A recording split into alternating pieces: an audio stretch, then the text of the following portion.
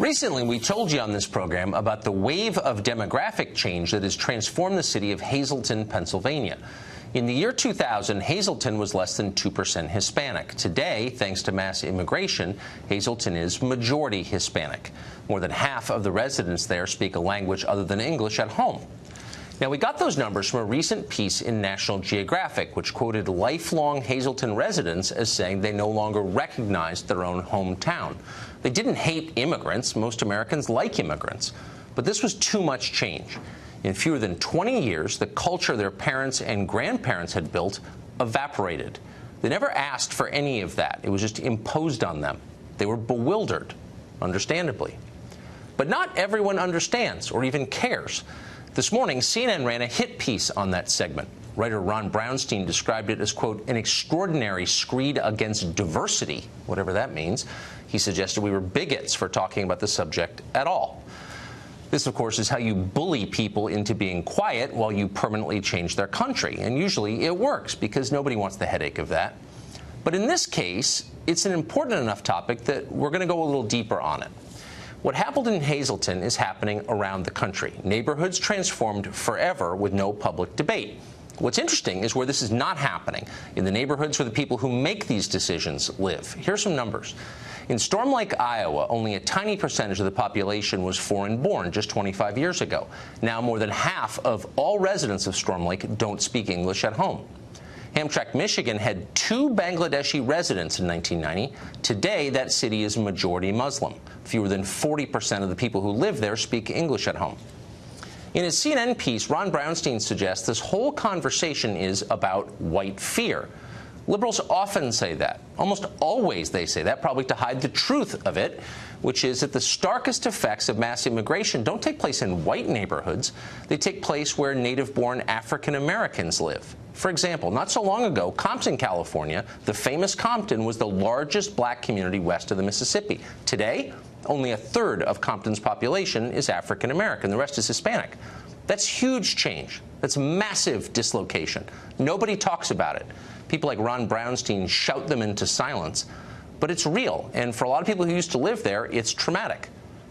Now let's consider how the other half lives, the people who are making these decisions about immigration and demographic change.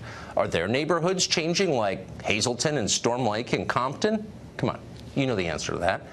L.A. County is now overwhelmingly Hispanic, but not upper-income Malibu, where the famous liberals live, where everybody supports these changes. Malibu is still 80% white, 87% white, actually. New York City, diverse place, of course, but not in Michael Bloomberg's neighborhood. His zip code is 82% white. It's less than 5% Hispanic. It's still 1985 where Michael Bloomberg lives. It probably always will be. That's the point. Same with Barack Obama's neighborhood here in Washington. That zip code is less than 8% Hispanic.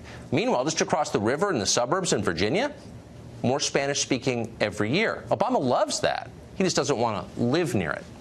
Diversity for thee, but not for me. You see how it works, no matter what Ron Brownstein tells you. Lou Barletta was the mayor of Hazleton, Pennsylvania. He was attacked, harshly attacked, for trying to fight changes to his city. Today he represents Pennsylvania in Congress, and he joins us tonight. Congressman, thanks for coming on.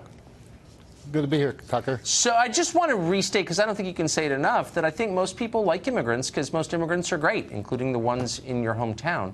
It's really a question of who gets to decide what the changes are and how big they are. And I always wondered, for a town like Hazleton, do the people who live there have any say in it at all?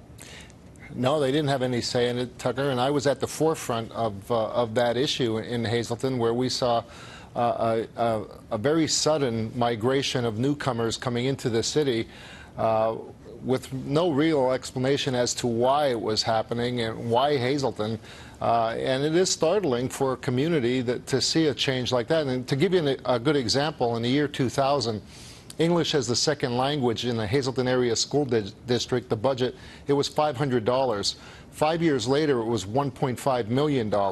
So that just gives you a glimpse of how fast it happened. So we're always told that when you bring in huge amounts of poor people from the third world with low levels of education, that you get much richer when you do that. That's the key to prosperity. No one who makes these decisions does it in their own neighborhood zones, but they're always saying it's going to make you richer. Has Hazleton become richer?